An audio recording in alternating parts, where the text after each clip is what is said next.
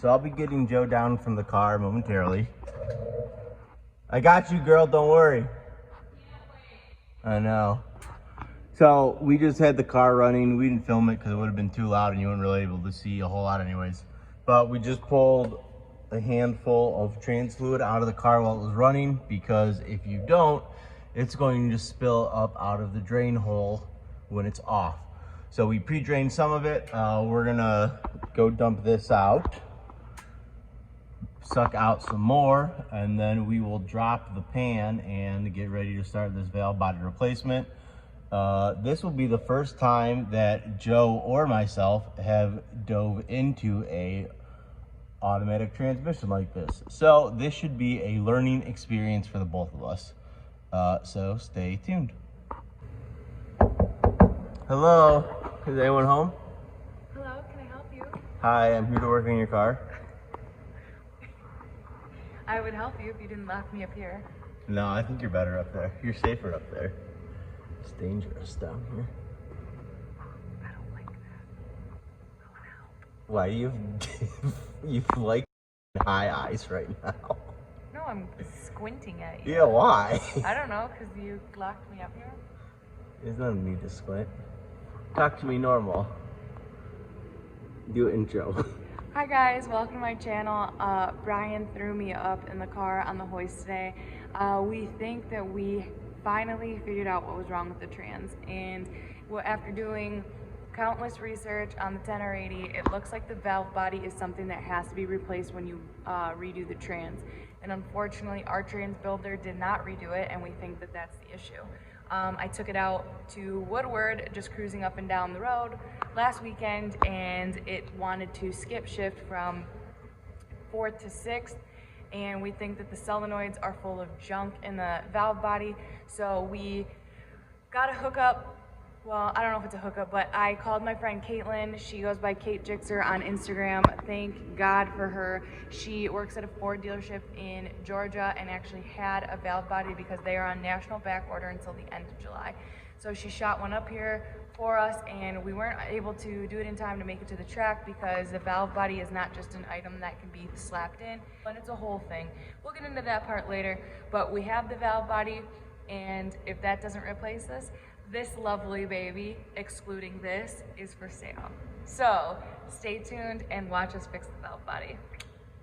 Ma'am, on behalf of myself and all the other soldiers here at the U.S. Alternative, we would like to welcome you back to our great earth. Let's give her a round of applause. Woo!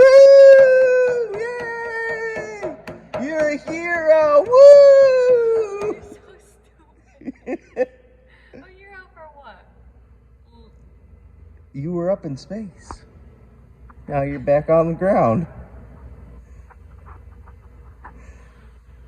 All right, now let's get to business. There's a lot left to do back here on Earth, now that I know the way. All right, so here is the valve body that we got. It is literally from Ford, so nothing new and nothing special that we got. Ooh.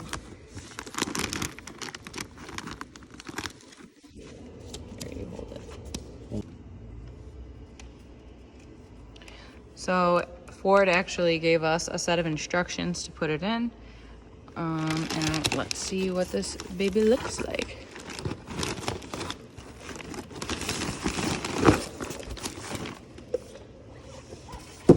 Ooh. Ooh, it's got fluid all over it. Let's just eliminate this part because this looks like it weighs about 20 pounds. So you're not going to be able to lift it, is what you're trying to say? No, I'm just kidding. I meant to save weight. Okay. Replacement. TRID tag. Trid gag. Oh, goes on the outside of your transmission. So on the outside of your transmission, it has a service tag. Mm-hmm. That's going to be the new service tag. So that'll say on there what the... I feel like we just got like meat delivered. Basically, it's like we just got our Everfresh box. Sorry, for some reason that was super blurry filming that, but yeah, this literally reminds me of when I get groceries delivered or meat. So this is what this looks like. We're gonna try to get mine out without being as messy as possible and see if it helps. Churning the butter. So right now what we're doing is the 10 or 80, you have to get the fluid from underneath. So what I'm doing is I'm pumping the fluid out, and I am not going to be reusing it. And the reason for that is with everything going on, I don't know what the heck has been running through this trans. So I just feel more comfortable getting fresh fluid for it. And unfortunately, this fluid is only sold at the Ford dealership still. This trans fluid for the 10 or 80 is ULV. I got it from a local dealership last time we put the trans together, and I think for 12 quarts it was about $70? Yeah, something like that. Something like that. So just so you're aware, when you're redoing your trans, if you have to, make sure you save an extra $100 for fluids. God, it stinks. Yeah, it does. A smelly fluid. Yeah. Alright, we'll readjust it, and then maybe we can get some more out of it. More what? Fluid. Like, if maybe we can shove that little hose in there and pick some more off the bottom of the pan. There's gonna be, I guarantee this is gonna be a mess when we pull the pan off. I'm just trying to prevent as much mess as possible. Oh, I was wondering why there wasn't more. Because you already took some out. Yeah, I took like 6 quarts out, and this is another 3. So there's still another 3 quarts hidden somewhere. But you gotta remember, a lot of it'll sit up in like the... Oh yeah, look at all the shit coming through it.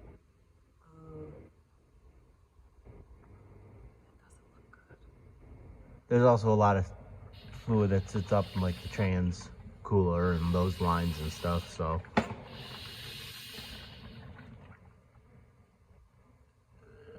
That just melts my heart. So this is what we're working with. This is inside the bottom of the trans, and there's the old valve body. Ho. So the valve body's in, and since Brian and I have to go to the dealership tomorrow to get fluid anyway, we decided not to put this back in.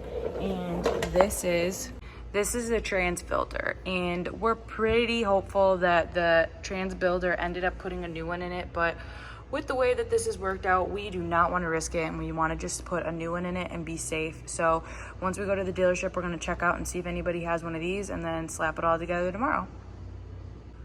This is the car that I want to race really, really bad. This is my dad's Coyote. Unfortunately, he's been having a lot of issues with it in the last year and can't seem to sort it out. Really bums me out because, you can see, really bums me out because I really want to race this car. This car did 9.0 flat, and it's done 8s on spray, but my dad doesn't want to continue to spray it anymore. It also has a Gen 5 blower, and this is actually the very first car I ever drag raced. So I have a little competition with myself with it. It would be coming full circle, and I remember when my dad got this car. This month it is actually 10 years old. It is a 2011 Coyote. He got it early in the summer of July 2010, and I remember so clearly because he got it the weekend of my graduation party, so there aged myself a little bit. And he used to let me take it every once in a while, and in October of 2010 he actually let me take it down the track for the very first time. I begged him. I was 18 years old, and I would not stop until he let me. So I have a little bit of attachment to this car, and I hope to destroy it in a race. Sorry, Dad. If you couldn't tell, this is where I get my styling cues from, obviously from my dad. And well, bam, we match.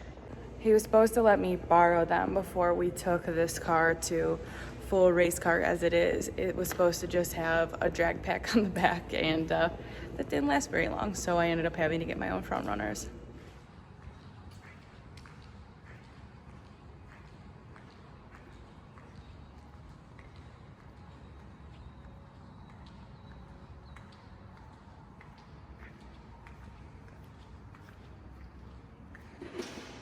What are you doing there? Tuning. No, you're not. I know. Did you drive this while I was at work? Not today. When? I drove it yesterday. How'd it feel? Really good. Did you beat on it? No. Good, because I would have killed you. How do the seats feel? Just as great as they felt when they were in the Ascent forever. I'm sorry, were they damp or? No, bone dry. Why don't you tell them what you did to my car? I moved Joe's car the other day, getting it ready to go to the track. Or I thought we were loading it up to go to the track, and then something happened, and it didn't get loaded right away. Because it didn't get loaded right away, somebody, Oh yeah, pointing fingers, someone forgot to roll the windows back up. And then it rained all night long. It didn't just rain, it tsunami'd. All night long. Yeah, so now everything is wet and musty, smelly.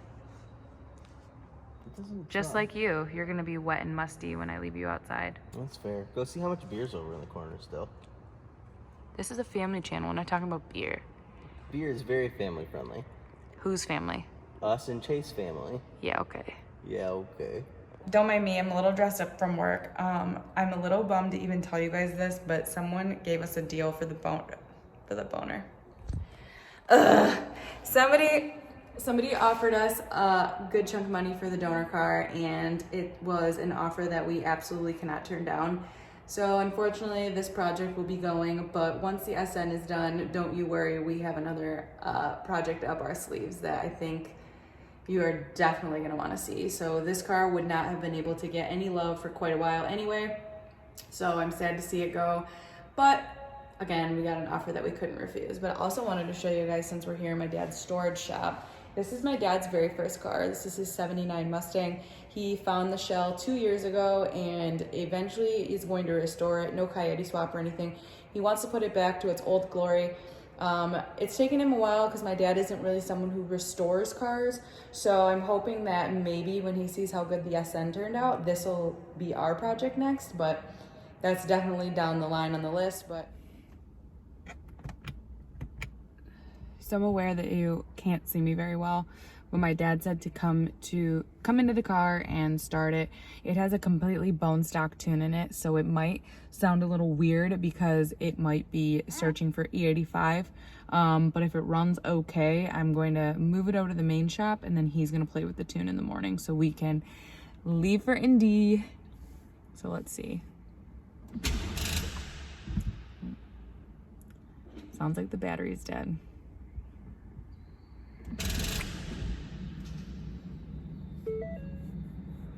Maybe not.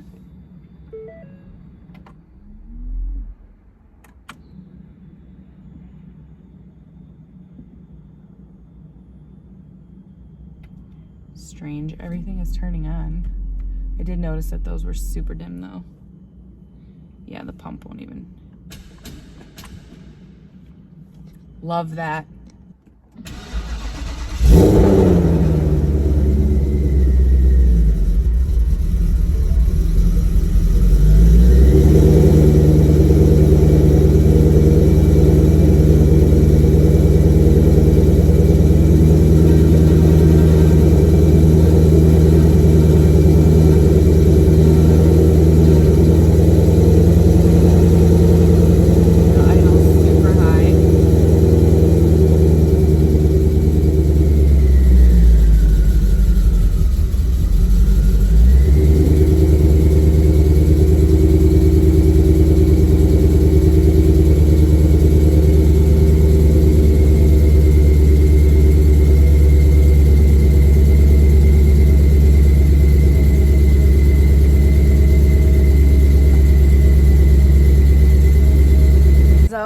Super excited. The car is all put back together. I didn't get to film it because Brian put it back together while I was at work.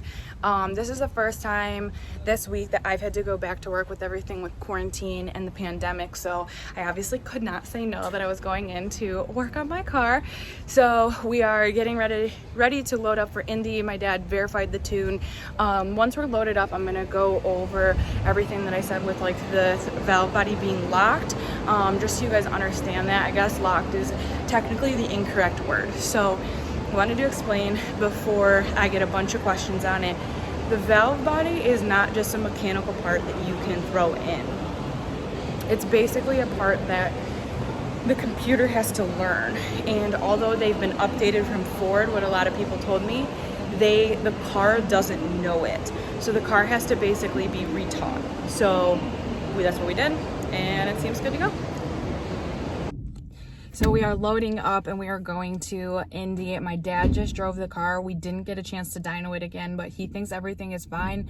Coming from him saying that the car feels 100% stock again is a big deal. The alignment's perfect.